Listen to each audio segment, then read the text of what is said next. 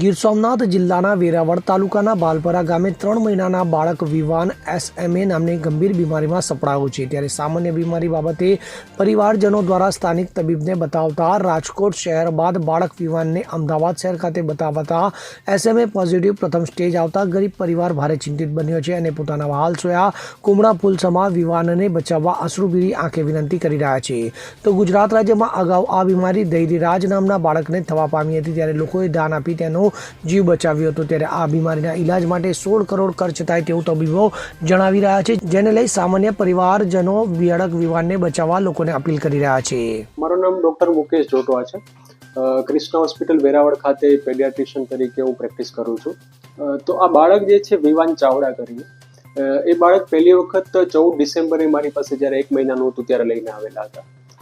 જ્યારે લઈને આવેલા હતા ત્યારે એની મધરનું પ્રાઇમરી કન્સર્ન હતું કે બાળક ઢીલું લાગે, નબળું લાગે અને હાથ પગ એકદમ વીક લાગે। તો તપાસમાં અમને ખબર પડી કે એને ફ્લોપી ઇન્ફન્ટ કહેવાય મેડિકલ ભાષામાં, જેના મસલનો ટોન ઓછો હોય, હાઇપોટોનિક ચાઇલ્ડ કહેવાય।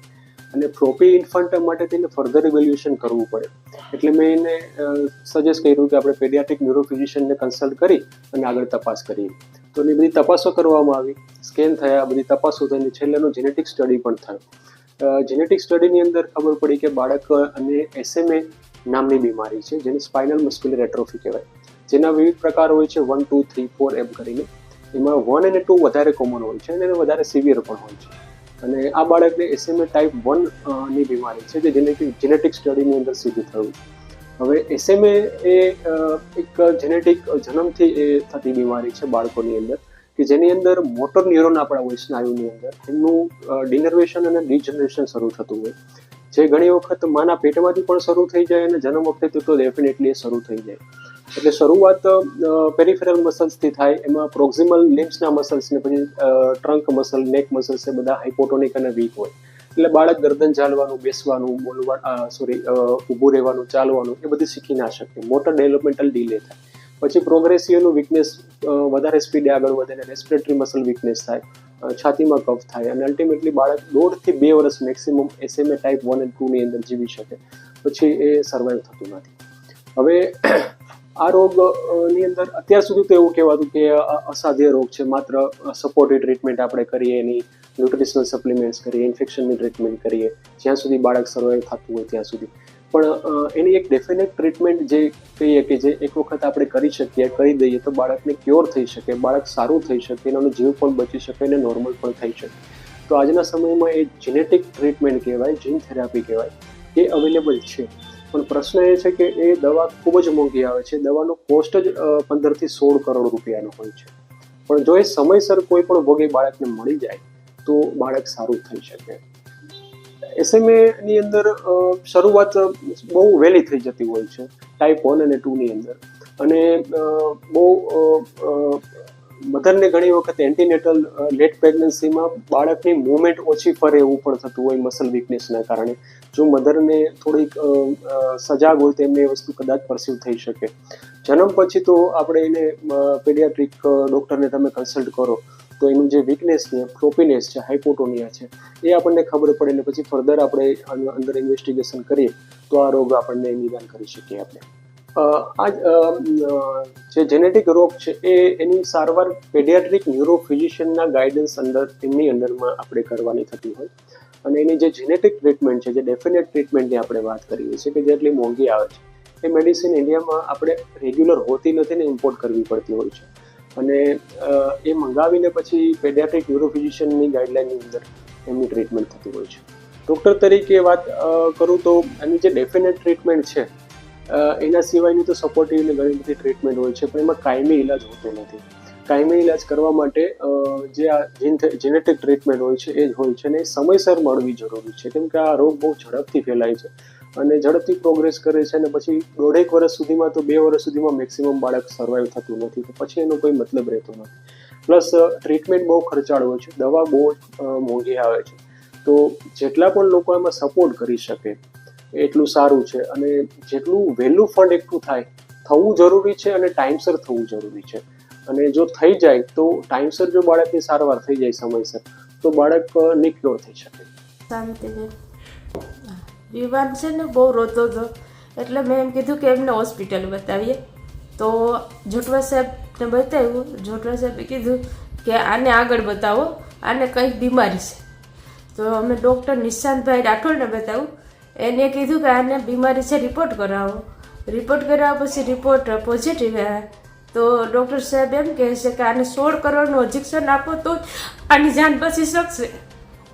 પછી અમે સૌને રિક્વેસ્ટ કરીએ છીએ કે સૌ મને મદદ કરો ને મારા વિવાનની જાન બચાવો.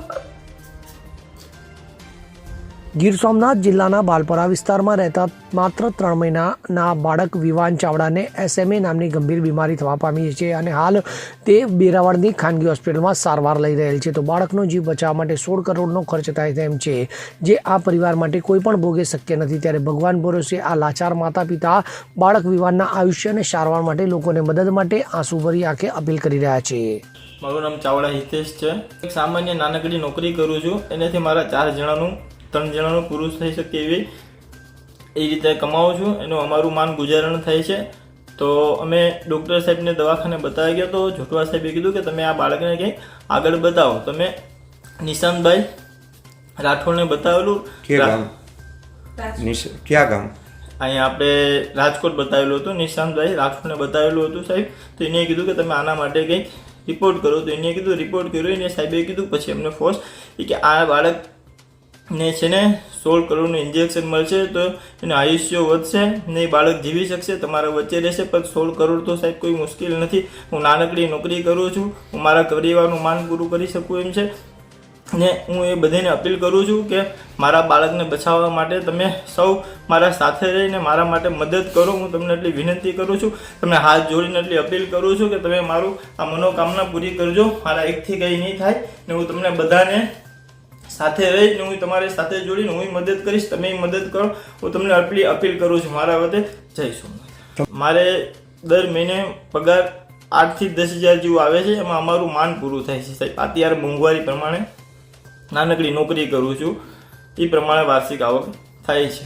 દેશમાં જન્મતા બાળકોમાં 6,000 બાળકના જન્મ બાદ એક બાળકમાં સ્પાઇન મસ્ક્યુલર એટ્રોફી નામની બીમારી થાય છે અને જેનાથી બાળક થોડા સમયમાં મૃત્યુ પામે છે. ત્યારે સૌરાષ્ટ્રમાં ધૈર્યરાજ નામના બાળકને આ SMA નામની બીમારી થવા પામી હતી. ત્યારે યુવાનો રોડ રસ્તા પર આવી અને સામાજિક સંસ્થાઓના સહકારથી 16 કરોડ જેવી દાનની રકમ એકઠી થઈ અને ધૈર્યરાજનો જીવ બચી ગયો હતો. ત્યારે હાલ ગીર સોમનાથ જિલ્લાના વેરાવળ તાલુકાના ભાલપરા વિસ્તારમાં રહેતા એક સામાન્ય પરિવારમાં જન્મેલા વિવાન ચાવડા નામના બાળકને આ SMA નામની બીમારી થઈ છે અને હાલ આ બાળક વેરાવળની ખાનગી હોસ્પિટલમાં સારવાર રહેલ છે. તો આ બાળકના જીવનને બચાવવા ₹16 કરોડ જેવો ખર્ચ થાય છે અને આ ખર્ચ 7 જન્મમાં પણ આ પરિવાર ભેગા કરી શકે તેમ નથી. ત્યારે હાલ આ બાળક જીવન અને મરણ વચ્ચે જ ઝૂમી રહ્યું છે. તો બાળકના માતા પિતા ખૂબ જ હતાશ થઈ ગયેલ છે અને તેમના પરિવારજનો અને તેના માતા પિતાએ લોકોને અપીલ કરી છે કે જો સેવાભાવી જનતા તેમને મદદ કરે તો આ બાળકનો જીવ બચી શકે તેમ છે.